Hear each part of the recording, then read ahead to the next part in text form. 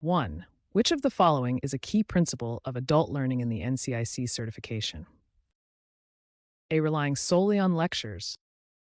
B. Encouraging self-directed learning. C. Using complex theoretical concepts. D. Focusing only on memorization. 2. What is the primary purpose of the NCIC and law enforcement agencies? A. To store all case files. B. To provide an information sharing network. C. To assist in vehicle registration. D. To manage payroll and scheduling. 3. Which of the following best describes the role of a mentor in the context of NCIC training? A. To teach only technical skills. B. To provide guidance and feedback for development. C. To administer written tests. To monitor compliance only. 4. What is the first step in evaluating an adult learner's understanding of NCIC procedures? A. Asking them to recall all the laws associated with the NCIC. B. Conducting a practical exercise to test their skills. C. Giving them a multiple-choice exam. D. Providing a written summary for review. 5. Which of the following best supports a hands-on approach to NCIC training? A. Watching training videos. B. Allowing trainees to interact with the system in real-world scenarios. C. Reading textbooks. D. Listening to instructors. 6. How can NCIC compliance be ensured in training sessions? A. By focusing only on technical system requirements. B. By emphasizing the importance of confidentiality and legal protocols. By using only theoretical examples. D. By conducting one-time certification tests. 7. What is a critical factor in selecting appropriate learning materials for NCIC certification? A. Their popularity with trainees. B. Their alignment with national law enforcement standards. C. Their entertainment value. D. Their length and complexity. 8. What type of communication skill is crucial for someone using NCIC data? A. Active listening. B. Writing reports in detailed, complex formats. C. Speaking loudly and authoritatively. D. Ignoring feedback from colleagues. 9. What is one of the key challenges in using NCIC data during criminal investigations? A. Finding data that is out of date. B. Ensuring accuracy and timely updates. C. The volume of data to manage. D. Dealing with encrypted data. What is a necessary characteristic of an NCIC certified mentor? A. They should have a limited understanding of the technology. B. They should offer guidance based on real-world experience. C. They should focus on theoretical knowledge only. D. They should only provide feedback when asked. 11. How should the NCIC data be presented for law enforcement officers to interpret effectively? A. Through complex charts and tables. B. Using simplified formats that highlight key information. C. With heavy reliance on text. D. Through graphical illustrations only. 12. In which situation is a mentor most likely to help a trainee working with NCIC systems? A. When the trainee is not following instructions. B. When the trainee is struggling to apply the system to practical situations. When the trainee passes a test. D. When the trainee needs to complete a course independently. 13. How does feedback from NCIC training improve the learner's performance? A. It points out mistakes without offering guidance for improvement. B. It provides the learner with a clear path to rectify errors. C. It focuses only on theoretical aspects of the training. D. It doesn't affect the learner's future performance. 14. What should an adult learner know before starting the NCIC certification process? A. The technical setup of the NCIC system. B. The specific roles of NCIC in law enforcement. C. The social implications of using NCIC. D. The internal policies of their law enforcement agency. 15. What is the most effective method to assess the understanding of the NCIC procedures? A. Observing the learner's ability to follow instructions in real-time scenarios. B. Giving a theoretical exam. C. Asking the learner to recall all NCIC-related laws.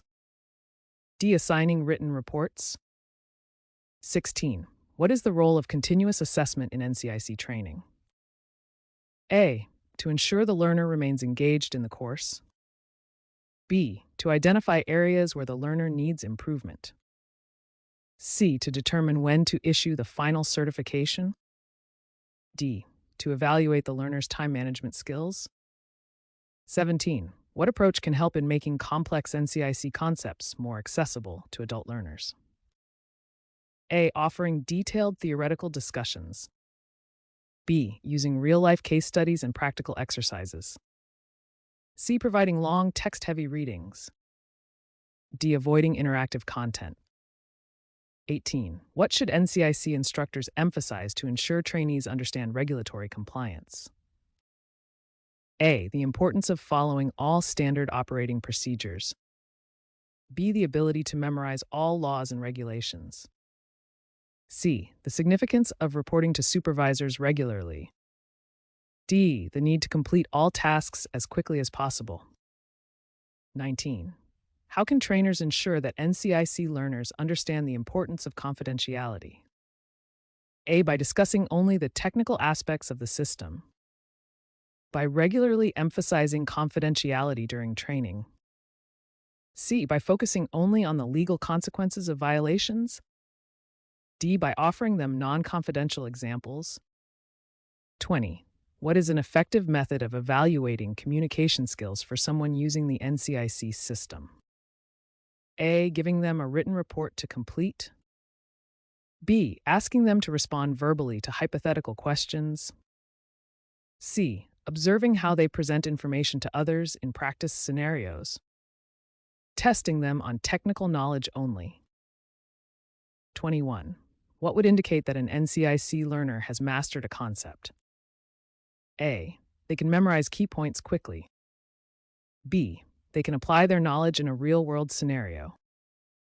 C. They perform well on theoretical exams.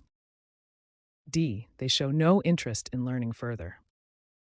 22. Why is regulatory compliance emphasized in the NCIC certification? A. To ensure that data is processed quickly. B. To maintain the integrity and security of law enforcement information. C. To reduce the cost of training programs. D. To allow learners to perform tasks independently. 23. How should the NCIC mentor approach feedback in a supportive manner? A. Criticize mistakes without offering alternatives. B. Offer feedback only after major errors occur. C. Provide constructive criticism alongside solutions for improvement. D. Ignore small errors and focus only on major issues. 24. In NCIC training, what is the importance of having clear evaluation criteria? A. To measure the learner's knowledge without considering practical skills. B. To assess both theoretical knowledge and hands-on application. C. To ensure that only theoretical knowledge is tested. D. To limit the scope of the evaluation.